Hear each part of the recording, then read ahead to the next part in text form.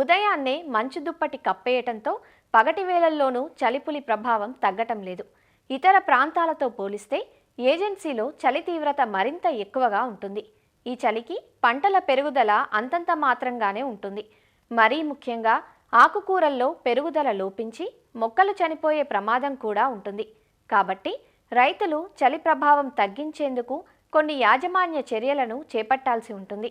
ఆకుకూర పంటలు చలి ఒత్తిడిని అధిగమించేందుకు చేపట్టాల్సిన పద్ధతులను తెలియజేస్తున్నారు వైఎస్ఆర్ ఉద్యాన విశ్వవిద్యాలయం పార్వతీపురం ఉద్యాన కళాశాల అసిస్టెంట్ ప్రొఫెసర్ డాక్టర్ గీతాంజలి.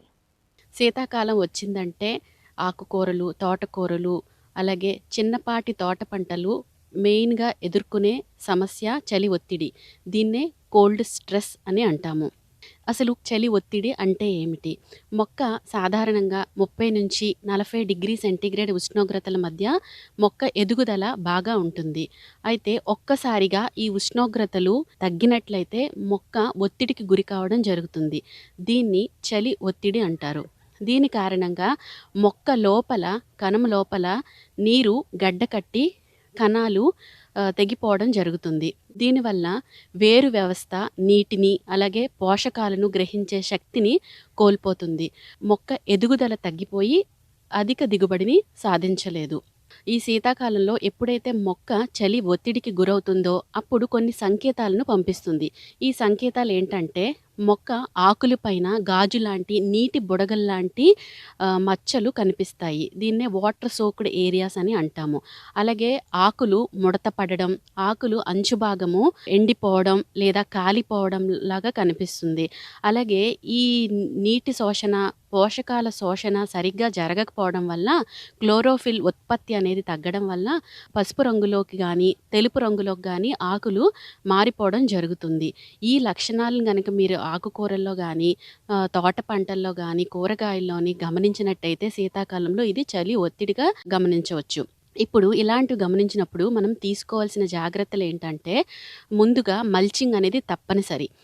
మల్చింగ్కి మనం వాడే మెటీరియల్ ఏంటంటే వరిగడ్డి, పొట్టు అలాగే పాలిథిన్ కవర్స్ని మనం మల్చింగ్ మెటీరియల్స్గా ఉపయోగించుకోవచ్చు. ఇలా ఉపయోగించడం వల్ల సాయిల్ యొక్క ఉష్ణోగ్రత 2-3 డిగ్రీ సెంటీగ్రేడ్ వరకు పెంచుకోవచ్చు. ఇంకొక ముఖ్యమైనది ఏంటంటే రో కవర్స్ తప్పనిసరిగా ఉపయోగించాలి. ఇవి మనకి మార్కెట్లో ఆగ్రోనెట్ అని, షేడ్ నెట్ అని లైట్ వెయిట్ కవర్స్ దొరుకుతాయి. వీటిని మొక్కలపైన పరచటం వల్ల మొక్కలు చలి ఒత్తిడికి అలాగే పురుగుల నుండి అలాగే గాలి నుండి రక్షించబడతాయి. ఈ కవర్స్ని మొక్క మీద గ్యాప్ లేకుండా పరచాలి. ఇరువైపులా మట్టితో కానీ రాళ్లతో కానీ నొక్కి పెట్టాలి. ఎప్పుడైతే సూర్యకాంతి బాగా ఉంటుందో అప్పుడు ఈ కవర్స్ను ఎత్తి గాలి తగిలేలా చూడాలి. అలాగే చలి ఒత్తిడి ఎక్కువగా ఉండేటప్పుడు గ్యాప్స్ లేకుండా పూర్తిగా కవర్ చేయాలి పంటని. దీని వలన 30-40% వరకు మీ దిగుబడిని పెంచుకోవచ్చు. అలాగే శీతాకాలంలో మొక్కలకి ఎప్పుడూ కూడా వాటర్ని ఉదయం పూట ఇవ్వకూడదు. ఇలా ఇవ్వడం వల్ల చలి తీవ్రత ఇంకా ఎక్కువ అవుతుంది మొక్కలకి. సాయంత్రం పూట మాత్రమే నీరును మొక్కకు అందించాలి.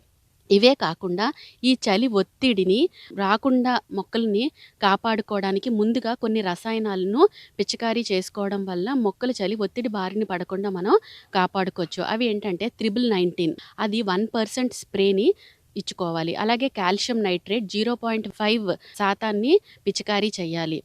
ఇలా చేయడం వల్ల ఆకులు అంచుల భాగం ఎండిపోకుండా ఉంటుంది. అలాగే సీవీడ్ ఎక్స్ట్రాక్ట్ని 0.2% వరకు పిచికారీ చేసుకోవడం వలన మొక్క చలి ఒత్తిడిని ఎదుర్కొనే సామర్థ్యాన్ని ఎక్కువ చేసుకోవచ్చు. అలాగే సిలికాన్ని 0.1% స్ప్రే చేయడం వలన మొక్క యొక్క కణజాలం బలంగా ఉండేటట్టుగా చేసుకోవచ్చు. ఈ స్ప్రే అన్నింటినీ వారానికి ఒకసారి తప్పనిసరిగా పిచికారీ చేసుకోవాలి. ఈ చిన్నపాటి మెథడ్స్ని ఫాలో అవ్వడం వలన మీ పంటను ఈ చలి ఒత్తిడి నుంచి రక్షించుకోవచ్చు.